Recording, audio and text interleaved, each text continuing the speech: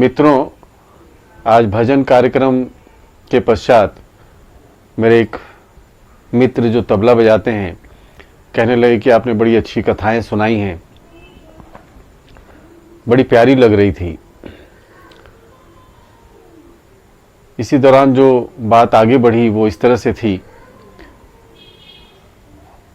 कि ये मनुष्य जन्म हमें क्यों मिला है, इस मनुष्य जन्म की प्राप्ति का उद्देश्य क्या है। बढ़िया से पढ़ाई लिखाई करें, कोई अच्छी नौकरी करें, कोई अच्छा बिजनेस करें, खूब पैसा कमाएं, फिर हमारा संसार आगे बढ़े, फिर बच्चों की परवरिश करें, फिर नाती पोतों की परवरिश करें। क्या यहीं तक सीमित है इस जीवन का उद्देश्य या इससे आगे भी कुछ है? तुलसीदास जी ने तो कहा है कि नर्तन पाए विषय मन देहि, पलट सुधाते सठ विसलेहि। यदि दुनियावी पदार्थों के संकलन में ही जुटे रहे तो अमृत के बदले विष ले लेते हैं। फिर उन्होंने कहा कि यही तन कर फल विषय न भाई, स्वर्ग स्वल्प अंत दुखदाई। कि भौतिक सुख की उपलब्धि में ही पूरे जीवन को लगा दिया तो ये जीवन व्यर्थ हो गया, सार्थक नहीं हुआ। जैसे इस कथा को यूं समझें कि एक सेठ अपने एक मैनेजर को दिल्ली भेजता है किसी काम से।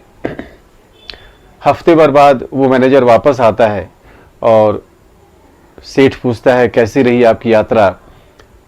वो मैनेजर अपनी यात्रा का विवरण देना शुरू करता है कि राजधानी ट्रेन में बैठ के गए थे, बड़ी खातिरी हुई, ट्रेन में बड़े अच्छे खाने को मिले, एयर कंडीशन था, बड़ा कंफर्टेबल जर्नी थी। दिल्ली गए, वहाँ लाल किला देखा, बहुत अच्छा लगा।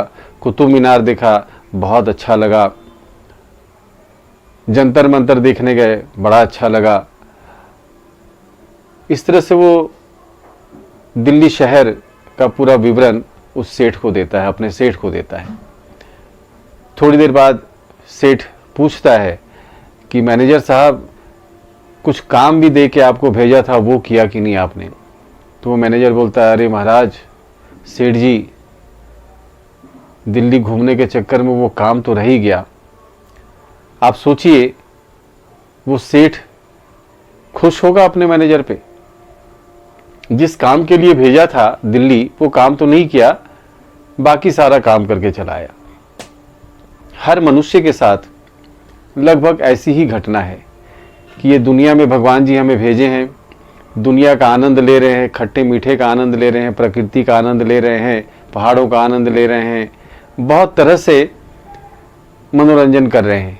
बीच से एक जो बात रह जाती है कि इस मनुष्य जन्म प्राप्ति का जो उद्देश्य है कि हम अपने आप को जानें, हम कौन हैं, हम कहाँ से आए हैं, कहाँ जाएंगे, इससे सब अनभिज्ञ हैं।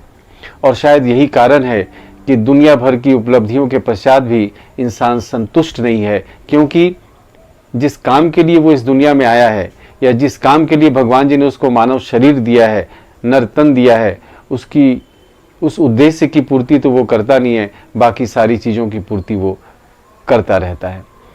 आओ मित्रों, इस दिशा में भी प्रयास करें, जहां हम दुनिया भर की भौतिक उपलब्धियों का आनंद लें, वहाँ इसका भी आनंद लें, इस ज्ञान की भी प्राप्ति करें कि हम कहाँ से आएंगे, कहाँ जाएंगे, हम कौन हैं, हमारा परिचय क्या है।